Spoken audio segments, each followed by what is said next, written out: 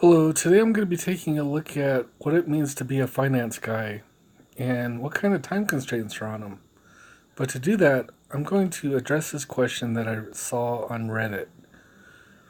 The topic is, now that I do stocks, how do I get people to treat me like a real finance guy? So, I was waiting online in Subway the other day while talking on the phone to Johnson. Johnson's a buddy of mine working in marketing. Good guy, terrible short king. I was trying to tell him that if I didn't get at least a 1% return on my reverse mortgage, I wouldn't be able to go to Hawaii.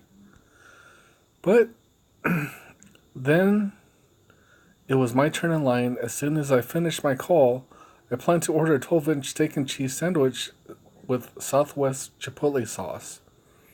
I couldn't just hang up on Johnson because he might tell my boss I wasn't at my desk. So I made eye contact with the sandwich maker and extended my arm above my head while twisting my fingers into an F shape so she would know I was a finance guy and that I would order my sandwich when I was ready. But then some non-finance guy started ordering even though it was my turn in line. So I looked at her and I said, "Listen, lady, I'm a finance guy, and if I don't get my sandwich first, the stocks are going to crash. Please put Southwest Chipotle sauce on it." But they both just ignored me, like I was one of those clowns working in the back office. I do work in the back office, but they had no way of knowing that. I understand why the Subway employee would ignore me, because he technically works in the front office of Subway. But the other customer had no reason to talk to me like this. I'm seriously so tired of non-financial guys with zero margin calls treating me like I'm nobody. What am I doing wrong? So, after reading this Reddit, I got the idea to look to see, well, how busy are financial guys? Like, does this type of behavior merit any type of respect? So, let's take a look at something a little bit more modern in the financial arena. Probably something from the 80s.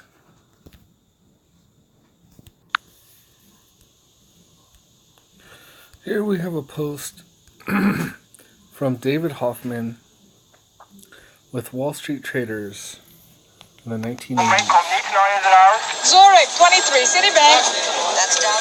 This is just one of Citicorp's nerve centers, its foreign exchange room. Each day, it moves $1.5 billion in currencies from 30 different countries. Basically, what we do is we buy and sell currencies against the dollar. We do it both for our own account and for the account of our customers. The key feature here is speed, trying to follow what's going on in the international markets so that we can anticipate and catch trends as they occur. At Citicorp, nuances, subtle changes in the flow of information are crucial. And that's also true at Exxon, Lloyd's of London, General Motors, Sony. Fortunes are made or lost because of information, or the lack of it. Okay, one moment. Cable, Dresdner, Frankfurt. Somebody asked me, what in fact do you do? And I realized that I spent most of my time on the phone, and in order to make people think I was professional, I had to figure out what it was I did. So what I realized was that I sat there and I listened. I listened and I transmitted and I analyzed. There's a little bit of detective work. When you hear a little piece of information coming across the Dow Jones tape, and you see a little bit of selling or buying in one of the exchange markets, and you see what's happening in the money markets, you suddenly put them together and you say, damn it, that's what's happening.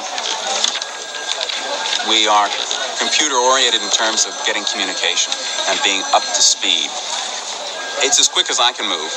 And I may not be that fast or that slow, but it's as quick as I can move. The rates move more quickly than anybody can follow. It's not a question of minutes or even hours, it's second to second. It could be there 1 minute, he said change next minute, so you have to get the change in right away. So if you don't, and they get you, then you lose the money. 91.6. SocGen, New York, dollar Paris, and 22. Communications. Everything here is dedicated to communication. Every single piece of electronic gear. We try to catch trends, to identify them, to put the information together and come up with what we think will happen in the exchange markets. There is, in fact, an information society for sure. In fact, the entire foreign exchange market is based on information. What a bank has for sale is information, and this has always been true. Rothschild made a fortune by owning carrier pigeons that brought the news of the Battle of Waterloo to the city of London. And so he had that information prior to anyone else. QuickBooks does it for you. Legal's saying it only works if you're in a real. Next, we're going to look at something a little bit more modern in the stock exchange. Here we are on Wall Street at the opening bell. Okay, after the opening bell, we're going to see some traders, some real finance guys here, really in the zone, keeping up to date with what's going on. We got lots of information all over the place. Everything's pretty calm, cool, and collected.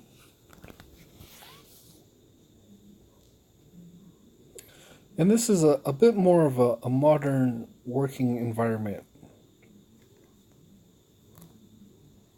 The New York Stock Exchange.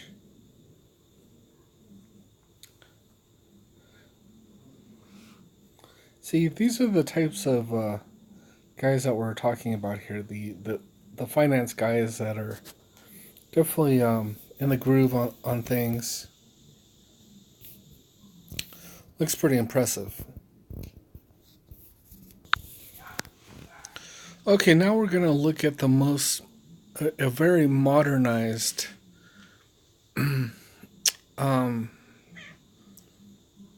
stock, the stock exchange. We have these high frequency trading machines, and these are so sensitive that the actual length of the cable helps determine who is getting the best response time and who has the best edge on the market. So we got these high frequency trading machines that they set up very close, and they are competing with other stock machines that do trading that are far away. So like if you're going from New York to Texas, the distance that the data has to travel is longer, and it can actually cause a 1 to 2 second delay, possibly longer, in the rate of transfer.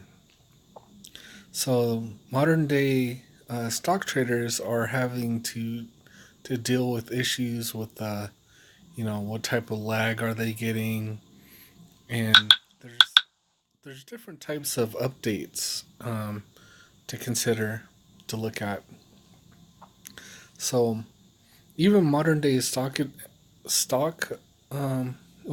modern day financial guys are having to work in this type of environment, and it's very competitive. So just want to take a look at what is actually going on modern day. And basically, if you happen to come across a finance guy, make sure to give him plenty of respect. And just I don't think that it's very well known. But anyways, I hope you enjoyed this video. If you have any thoughts or feelings on the matter, please let me know in the comments. Thank you.